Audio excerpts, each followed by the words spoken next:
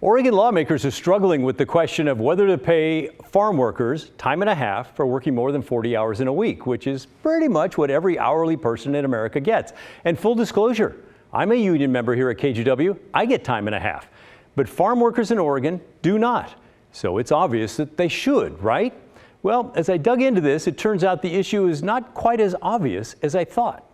Farm workers in Oregon and many other states do not get paid overtime because of federal law passed way back in 1938 called the Fair Labor Standards Act. It excluded farm workers from overtime. Washington State and California have recently passed state laws to change that and to include farm workers in groups who do now get overtime. And now Oregon is moving towards that too.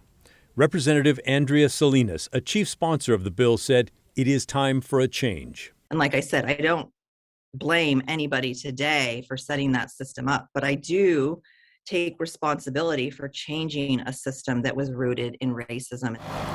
I guessed that most farmers would probably be against the change, but wanted to understand why. That led me to Annie Kramer Steinkamp, a third-generation blueberry farmer in the Willamette Valley. She's in charge of 4 different farms with a total of about 600 acres of blueberries. She said she feels like her workers are family, that many return year after year and already make a good hourly wage. My hand crews get paid by the pound.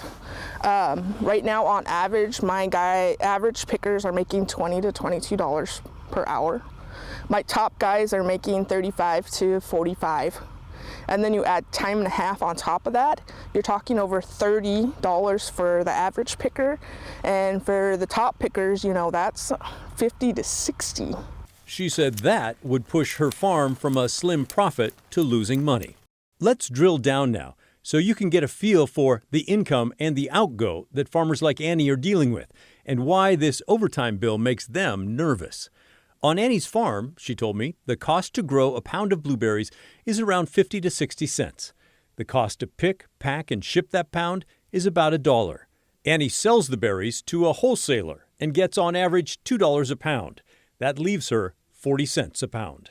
So if it starts at $2 and then it goes, now we've got 40 cents left, where's that 40 cents go? Is that just going to your bank account or does that have to pay for others? No, it's going to helping maintain these blueberries, equipment, bonuses, health insurance, retirement, getting ready for the next season. She said over the last decade her farms have mostly not lost money, but not made much either. It's been more break even than money in our pockets. And how can you stay in business if you're always just right on the edge? That's been the stressful part. Annie said if the bill passes, she will likely start to harvest using a machine. It takes 5 people to run instead of the 150 who now pick blueberries. I know you love the family feel and the people, but I mean, is it a harsh reality that maybe that's where you should be going as the mechanical picker? It's not what I want, but it's probably going to be the realistic of it. I mean, I've already talked to some people up in Washington that they're going 100% machine picked. I also wanted to spend time in the field with farm workers and talk with them the same way I talked with Annie in her field. But over the course of a week and a half, the Farm Workers Union was not able to help us coordinate any interviews that way. So we are using what they offered, which was a Zoom interview with the union's president. She told us the legislation now making its way through Oregon is a gradual change that will help workers and that there are also provisions to help farmers adapt. It would basically create a 5-year phase-in of farm worker overtime, eventually getting to 40 hours of overtime compensation by the 5th year. It also includes a tax credit that small and mid-sized growers could use too to help them through the transition. And she says it's the right thing to do.